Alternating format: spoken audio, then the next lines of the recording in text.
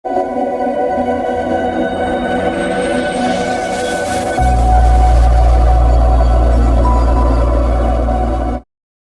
Snake rescue টিমের পক্ষ থেকে আন্তরিক অভিনন্দন, শুভেচ্ছা।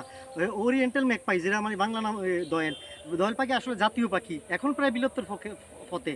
মানুষের কাছে কিনা রেডি থাকা খুব পছন্দ করে, কীট পতঙ্গ খেয়ে বেঁচে থাকে। আসলে জাতীয় পাখি হিসেবে ঘোষণা দেওয়া হয়েছে দোয়েল পাখিকে।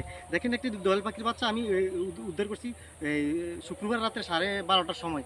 তো পাখিটা আজকে রিলিজ করার সময় বা রিলিজ করা পাল্লা হয়ে গেছে, এর লেগে আমি আজকে আবার প্রাকৃতির বুকে আবার ফিরে দিতে আসি। তবে প্রাকৃতির বুকে ফিরে দিতে আসি আমি একটা ভিডিও ক্লিপ বা একটা রিলস তৈরি করতেছি, যা আপনারা দেখছেন বা দেখতেছেন। আমি আগে অন্তত এই কুমিল্লা পুলিশ লাইনের সামনে থেকে 3টি পেঁচা পাখি উদ্ধার করছি, কিন্তু ছাদের উপর থেকে ফালানোর কারণে পেঁচা পাখিটি আমি বাঁচাতে পারছি না।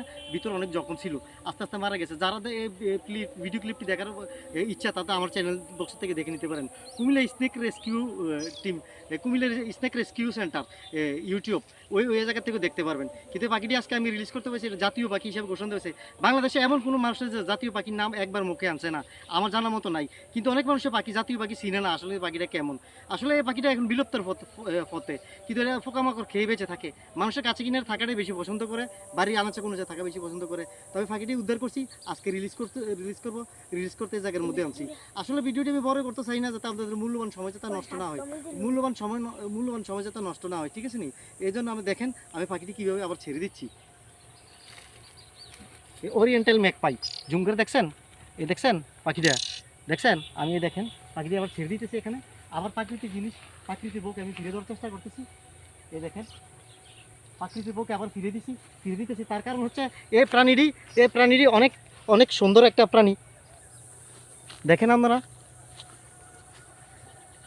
যাকে আমরা ওরিয়েন্টাল ম্যাকপাই বলি। দেখেন বাচ্চাটা, আবার আমরা এরা প্রাকৃতিক বুকে আবার ফিরে দিছি।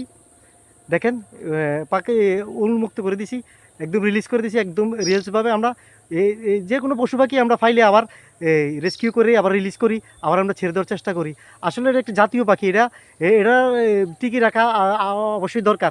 আসুন সবাই বন্যপ্রাণী বাঁচিয়ে রাখি, বন্যপ্রাণী টিকিয়ে রাখি, আসুন সবাই। দেখছেন পাখিটা অনেকই সুন্দর, খুব সুন্দর একটা পাখি। দেখছেন পাখিটা অনেক একটা সুন্দর পাখি। এ দেখেন উড়ে গেছে, প্রকৃতির জিনিস আবার প্রকৃতির বুকে ফিরে গেছে গা। এ দেখেন খুব সুন্দর একটা জিনিস। এই দেখেন খুব সুন্দর একটা জিনিস। এটা এটা এটা দেখতেছে, দেখেন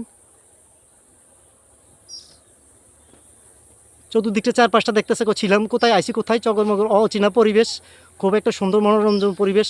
কিন্তু এটা চকরমকর করে চতুর্দিকটা দেখতেছে, আমি কইছি আসি বা কই দেখতেছি।